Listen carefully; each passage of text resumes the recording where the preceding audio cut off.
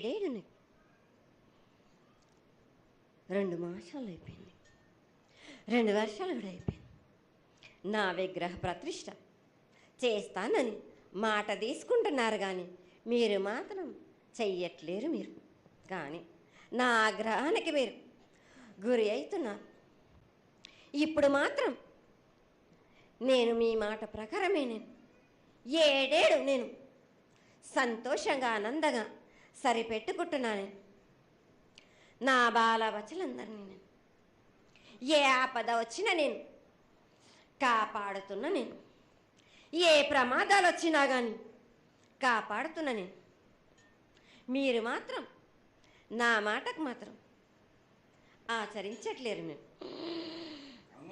అది మాత్రం మీరు నాకు ఆగ్రహానికి ఇస్తుంది. ఆచరించకపోవడం అనేది ఏం లేదు తల్లి.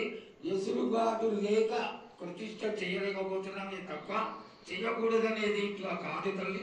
ఒకళ్ళు ఇద్దరు అడ్డుపుల్ల వేసినందువల్ల ప్రతిష్ట ఆగిపోయింది.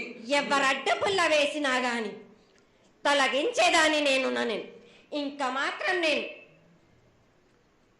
ఊరుకోను.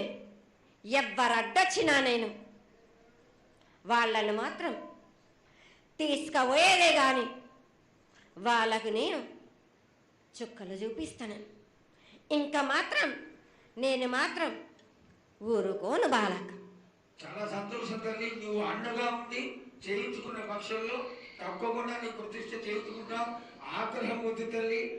వాళ్ళు నీ బిడ్డలే, వాళ్ళు కూడా చల్లగా చూడాలి. తర్వాత ఈ సంవత్సరం పసిపిల్లలు బాగా అందరూ ఎలా ఉంటారు.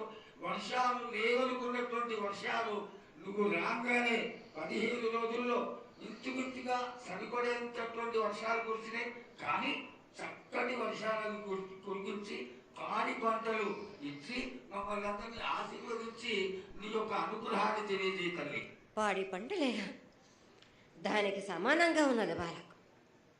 గత ఏడు చెప్పినట్టు ఈ ఏడు కూడా మీకు వర్షాలు మాత్రం కుంభ వర్షాలు ఉన్నాయి. జనాలు మట్టుకు జాగ్రత్తగా ఉండాలి. కొట్టుకుపోయే ప్రమాదం కూడా ఉన్నది.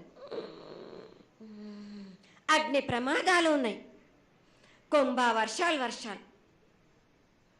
ఏడేడు కాదు, ఈ ఏడు భారీగా ఉన్నాయి.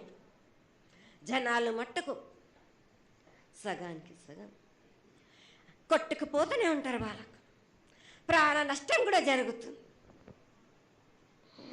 అది జరగకుండా ఆపాల్సిన బాధ్యత నీదే కదా తల్లి. ఏడేడు కాదు వాళ్ళు, అది జరుగుతూనే ఉంటుంది. కానీ ఈ ఏడు మాత్రం భారీగా ఉంటాయి. ప్రమాదాలతో పాటు వాడి వరుసలు లేకుండా జనాలు మట్టు బాలబచ్చలు ఇట్లా ప్రవర్తిస్తుంటారు. ఎట్లెట్లా ఈ విధంగా మీరు చేస్తుంటారు. వాయు వరుసలు లేకుండా కళ్ళు తల పైకెక్కి మీరు ఘోరాలు చేస్తుంటే అట్లట్లు మీరు ఈ ఏడు మీరు